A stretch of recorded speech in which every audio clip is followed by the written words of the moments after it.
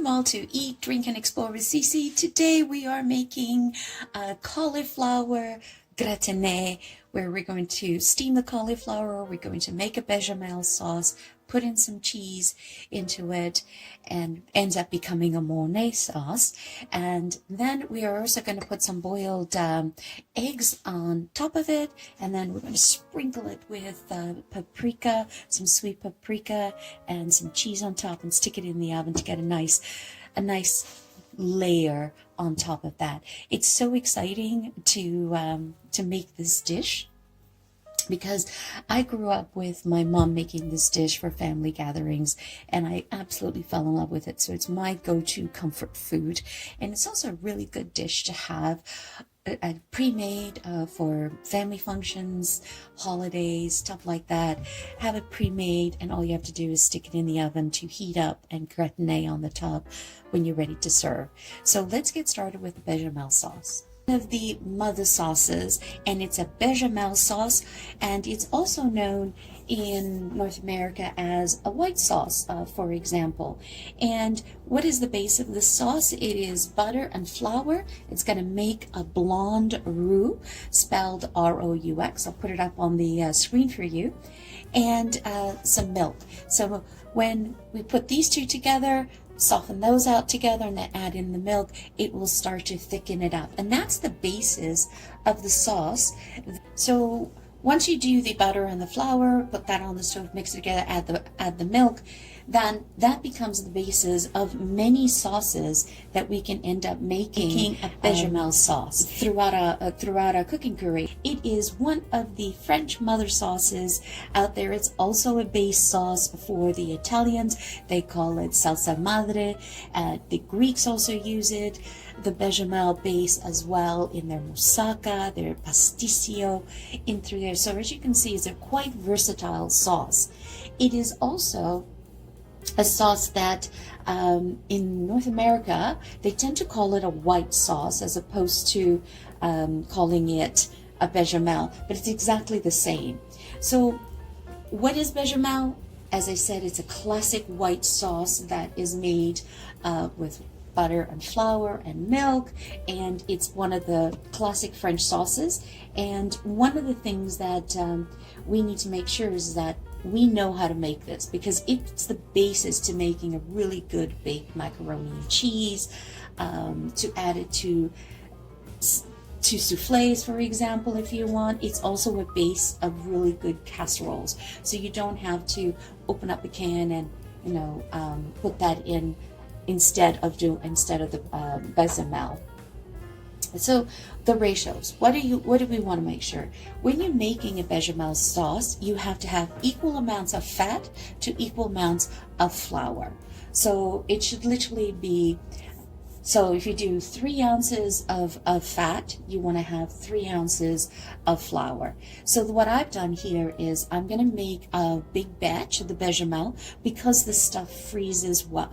You can store it in the fridge, not freeze, store it in the fridge for up to 5 days, and you can reuse it for another recipe you're doing later on during the week. And so what I have here is I have 6 tablespoons of butter, and I have 3.5 tablespoons of flour. And then I've got 2 cups of milk. You can make a bechamel sauce as thin or as thick as you want. It's totally up to you. I found that this ratio works out well. It's not too thin or not too thick. I know some people have made literally 4 cups of water and made it very, very thin on it. So it's up to you on that. And we are, again, going to do the French version, so we're going to flavor it with some onion and some bay leaf. Usually you do onion and bay leaf and clove, a stick of clove. I personally don't like the clove flavor, so I leave that out. And through here, so let's get making this sauce.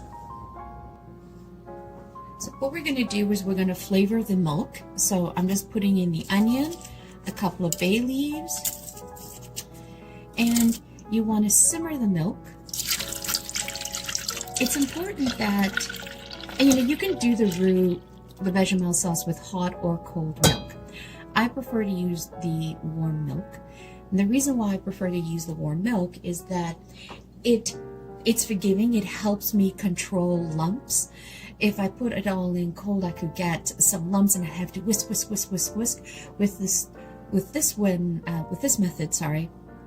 The best way is it's nice and warm, and I introduce it into the warm roux, and then from there I incorporate it a little bit at a time, and it thickens up from there. So I'll just keep that at a simmer. We're just warming it up.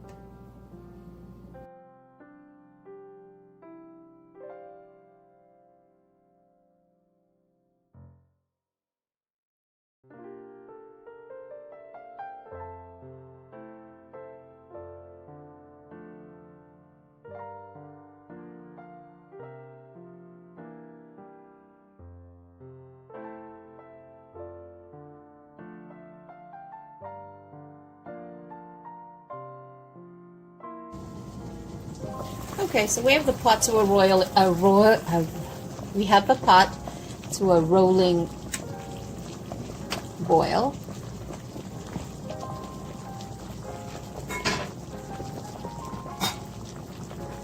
And I just turned it down, and I'm just introducing the cauliflower's florets.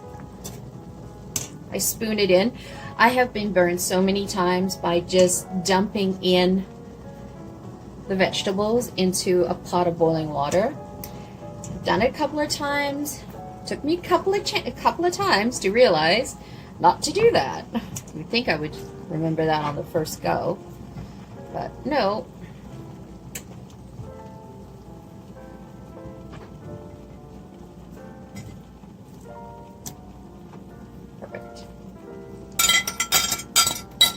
And as you can see, I put in the onion and the bay leaf that I used in bechamel sauce. Because I've flavored the sauce with that, I might as well combine all of this together. So I'm going to bring this back up. And you want to do about, again, fork tender, so I usually take a toothpick and I just prick through the thickest part. If it's soft and it goes through, that's perfect. I'll take it off. And as I said, I'm adding in the eggs as well in here. Might as well, everything in one pot, because I'm doing a 7-minute egg. Alright, so let's check for doneness. Perfect. And then I'll just transfer it over.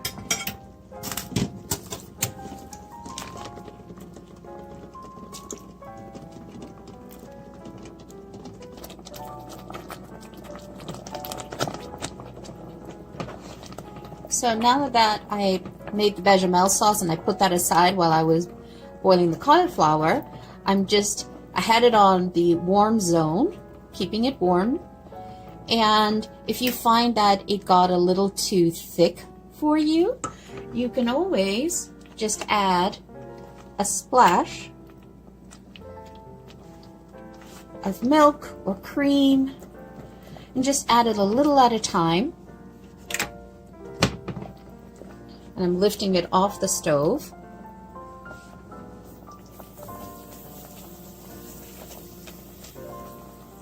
So that you guys can see that.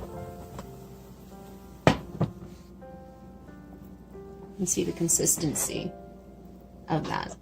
So I've made it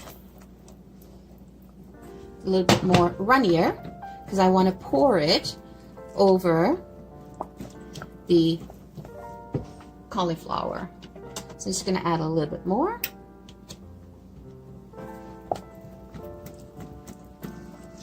Perfect. And as I'm whisking, I'm going to the edges of the pot with the whisk and making sure I'm grabbing all the bits from there. So we're good to go and assemble the dish now.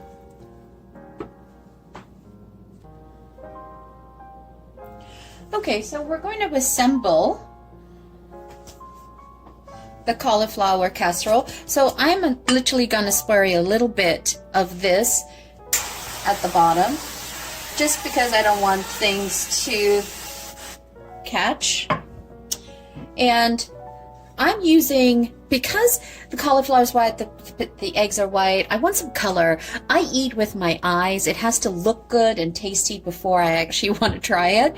So I'm using a marbled cheddar in here. So I'm just going to sprinkle a little bit at the bottom.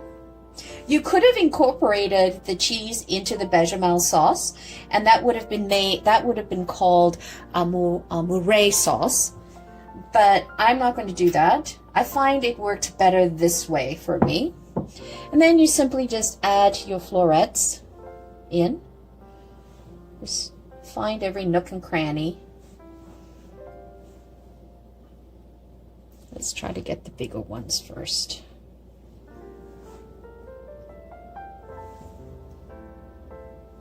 It's a little hot, but you work with the temperature that works best for you. And because the cauliflower has already been steamed to 6 minutes, all I'm really doing is heating it up in the oven to get that nice golden color of gratin on it. It's literally what I'm doing. So you saw that big head of cauliflower. It fits into this small tray. Just add that in there. And then these other bits, no one's going to know because it's going to be smothered in sauce anyway and cheese. So might as well just fill in as much as you can. There we go. No one's going to know. And just try to make sure that you omit the moisture.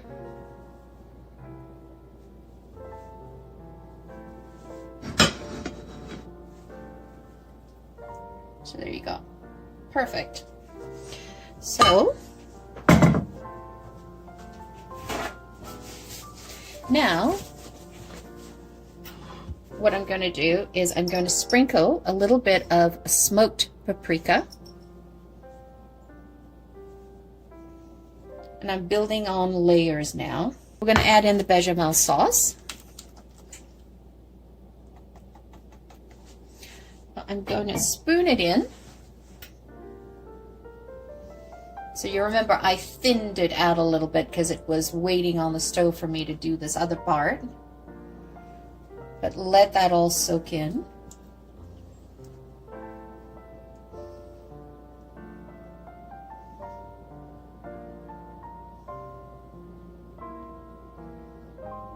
Perfect.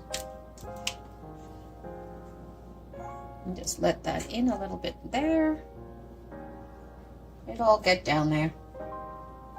And then what I do is I'm going to slice up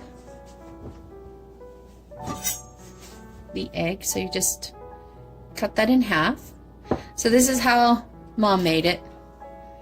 And she nestled it in there.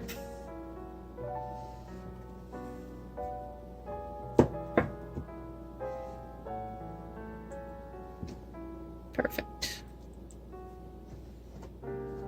You notice I didn't overcook the egg just because it'll be finishing cooking in the oven. So you just kind of position it however you want. In through there. And sprinkle some cheese. That'll create the gratin. Now you could do breadcrumbs. Mix the breadcrumbs with butter and the cheese and put it on top if that's what you like as well. I just decided that I want to do it this way. I love cheese. Family loves cheese, so it'll have a nice crust on it. Perfect. And then I'm sprinkling a little bit more of the paprika because that gives it that nice color. So you see I took something that was completely white and add a little bit of color to it by using the marbled cheddar and putting some paprika. A flavor with the nutmeg and that we put in, and I also use the thyme lemon salt. So you'll have that little umami back note that people go, what is that? I always try to put some sort of version of citrus lemon in my dishes. Oops. All right, so let's take that, sprinkle it over there. Too much in that blob. That's good, and that's perfect. So I thought I was going to have enough to have for sauce on something else. As you can see, I'm out of it. So you can see now that the 2 cups was the perfect combination for us. And I used about 1.5 cups of cheddar, of marble cheddar. You don't have to put that much cheese on it. I just like that. Now put it in the oven at 385 for about 30 minutes. It depends. Again, it depends on your stove, but just get a nice golden color to it. And usually put it in there about 30 minutes before you're going to have your meal and get it ready, so it'll be nice and hot coming to the table. All right, let me put that in the oven and then I'll show you what it looks like afterwards. Ooh, doesn't that look yummy? Look at it all bubbling away. So there you have it, cauliflower au gratin. And a cauliflower gratin is, as you can see, a creamy, cheesy side dish, and it is baked to perfectly golden. I'm so happy with this.